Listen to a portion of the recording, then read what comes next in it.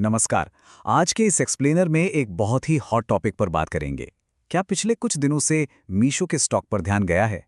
रोजाना upper circuit hit हो रहा है। हर कोई यही सोच रहा है कि आखिर मीशो के स्टॉक का प्राइस रोज अपर क्यों जा रहा है, और सबसे बड़ा सवाल, क्या ये वैल्यूएशन फेयर है? आज हम इसी को स्टेप बाय स्टेप इनके बिजनेस मॉडल के जरिए समझेंगे और इस तेजी के पीछे का असली सच डिकोड करेंगे। तो चलिए शुरू करते हैं। सबसे पहले जरा 14% के इस आंकड़े पर गौर करते हैं। एक ही दिन में मीशो के स्टॉक में 14% की ऐसी मैसिव छलांग लगाई कि बड़े बड़े मार्केट एक्सपर्ट्स हैरान रह गए। और ये कोई नॉर्मल ट्रेडिंग डे नहीं था। शुरुआती 90 मिनट के अंदर ही लगभग 3.5 करोड़ शेयर्स ट्रेड हो गए। ये वॉल्यूम पिछले 20 दिन के एवरेज से कहीं ज्यादा है। सीधी सी बात है, मार्केट में इस स्टॉक को लेकर एक अलग ही क्रेज बन गया है। और इस जबरदस्त बाइंग फ्रेंजी ने क्या किया? कंपनी की टोटल मार्केट वैल्यूएशन को सीधा 75,854 करोड़ रुपए के एक विशाल आंकड़े पर पहुंचा दिया। मतलब अगर इसकी तुलना इनके आईपीओ प्राइस से की जाए तो ये स्टॉक अब 55% ऊपर ट्रेड कर रहा है। 55%! ई कॉमर्स स्पेस में ऐसी तेजी वाकई में ध्यान खींचने वाली बात है। लेकिन जहां एक तरफ नंबर्स चमक रहे हैं, वहीं इस वॉलेटिलिटी के पीछे का डार्क साइड समझना भी उतना ही जरूरी है। अब इस वॉलेटिलिटी का रियल लाइफ इम्पैक्ट क्या होता है, इस पर गौर करते हैं। रेडिट पर एक रिटेल ट्रेडर ने अपना दर्द बयान किया। उसने स्टॉक को शॉर्ट सेल किया था, सोचा था प्राइस गिरेगा, लेकिन अचानक अपर सर्किट लग गया। अब अपर सर्किट का मतलब है कि बेचने वाला कोई है ही नहीं, सब खरीदना चाहते हैं। रिजल्ट, वो ट्रेडर एक झटके में 5.2K के लॉस में बुरी तरह फंस गया। ये किस्सा साफ दिखाता है कि रिटेल इन्वेस्टर्स के लिए ये अचानक आई तेजी किसी बड़े ट्रैप से कम नहीं है।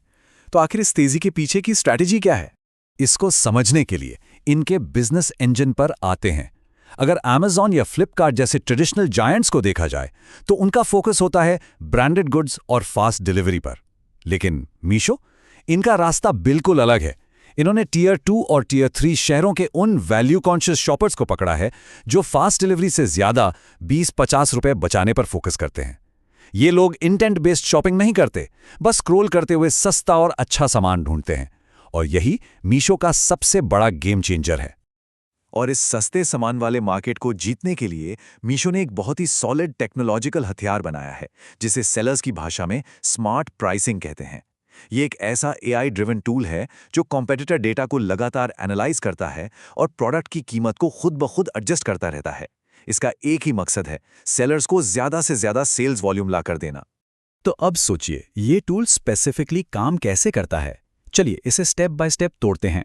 पहला स्टेप, सेलर एक मिनिमम एक्सेप्टेबल प्राइस सेट कर देता है कि भाई इससे कम पर मैं नहीं बेच सकता। दूसरा स्टेप, मीशो का डीप लर्निंग एआई एक्टिव होता है और लगातार दूसरे प्लेटफॉर्म्स पर प्राइसेस स्कैन करता है। और तीसरा स्टेप, ये एआई एग्रेसिवली प्रोडक्ट की कीमत को तब तक नीचे लाता है जब तक वो बाय बॉक्स नहीं जीत लेता। यानी कि सिस्टम एंश्योर करता है कि वही प्रोडक्ट सबसे सस्ता दिखे। मार्केट डेटा के इस कंपैरिजन को समझते हैं। ये पूरी पिक्चर क्लियर कर देगा। एक प्रोडक्ट है वायरलेस माउस X200।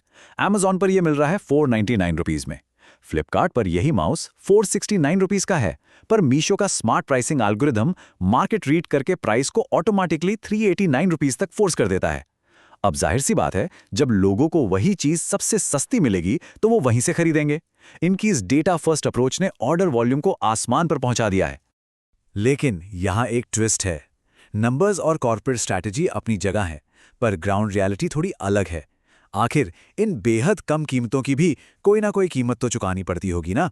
चले देखते हैं कि प्लेटफॉर्म पर मौजूद सेलर्स और बायर्स पर इसका असली इम्पैक्ट क्या हो रहा है। सबसे पहले सेलर्स की रियलिटी चेक करते हैं। मीशो ने हाल ही में एक नया सेलर पैनल फीचर इंट्रोड्यूस किया है। इसमें एनालिटिक्स और रिटर्न्स ट्रैक करने के लिए बेहतर टूल्स दिए गए हैं।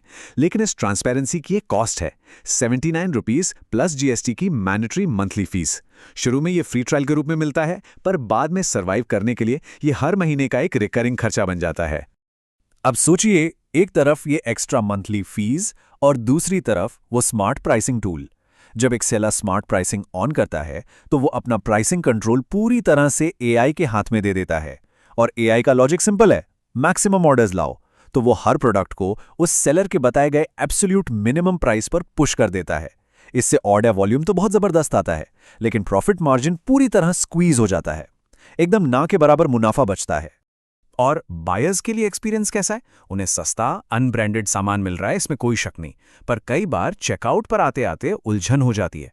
प्रोडक्ट पेज पर प्राइस कुछ और दिखता है, कार्ट में फाइनल टोटल कुछ और। इसके अलावा प्रीपेड ऑर्डर यानी पहले पेमेंट करने पर और कैश ऑन डिलीवरी वाले बिल में भी काफ़ी फर्क होता है, क्योंकि प्रीपेड पर एक्स्ट्रा डिस्काउंट सप्लाई होते हैं। इस वजह से ओवरऑल शॉपिंग एक्सपीरियंस थोड़ा कंफ्यूजिंग जरूर लगता है। तो ओवरऑल बिजनेस इंजन और ग्राउंड रियलिटीज को समझने के बाद चलिए वापस स्टॉक मार्केट पर आते हैं। इन सभी फैक्टर्स, सेलर्स के स्क्वीज होते मार्जिन्स और एआई ड्रिवन प्राइसिंग वॉर्स को देखते हुए हमारे सामने सबसे बड़ा सवाल यही है कि क्या मीशो की ये मैसिव वैल्यूएशन सच में फेयर है? क्या इसका डेली अपर सर्किट हिट करना लॉजिकल है?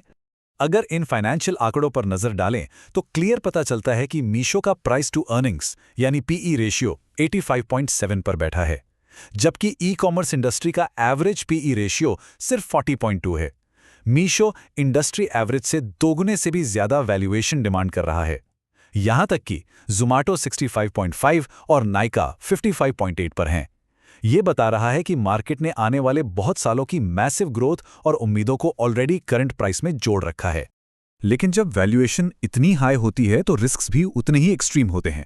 एनालिस्ट्स यहाँ 3 सबसे बड़े खतरों की तरफ इशारा करते हैं। पहला, आने वाले क्वार्टर्स में अगर रेवेन्यू ग्रोथ में जरा सी भी रुकावट आई तो स्टॉक प्राइस बुरी तरह क्रैश हो सकता है। दूसरा risk, limited free float. Public में ट्रेड करने के लिए शेयर्स बहुत कम हैं, जिसके कारण डिमांड आते ही अपर सर्किट लग जाता है और यही रिटेल इन्वेस्टर्स के लिए ट्रैप बन जाता है। और तीसरा, ई कॉमर्स में नए कस्टमर लाने और लॉजिस्टिक्स का खर्चा लगातार चलता ही रहता है, जो आगे चलकर प्रॉफिट मार्जिन्स के लिए चैलेंज बन सकता है। तो इस सारी डिटेल्स को देखने के बाद क्या निष्कर्ष निकलता है? एक तरफ इनका एआई ड्रिवन मॉडल है जो अग्रेसिवली मार्केट कैप्चर कर रहा है, और दूसरी तरफ लिमिटेड फ्री फ्लोट और मार्जिन स्क्वीज का एक वोलेटाइल ट्रैप है। अब फैसला इस बात पर टिका है, क्या इस हाई ग्रोथ पर बेहद हाई वैल्यूएशन वाले मॉडल पर एक लंबा दांव लगाना समझदारी है, या फिर ये तेजी सिर्फ लिमिटेड शेयर्स की वजह से दिखने वाला एक आर्टिफिशियल बूम है? इस पर जरूर सोचिए। उम्मीद है इस एक्सप्लेनर से स्टॉक सर्च की सच्चाई समझने में मदद मिली होगी। आज के लिए बस इतना ही, अगले विश्लेषण में फिर मिलेंगे।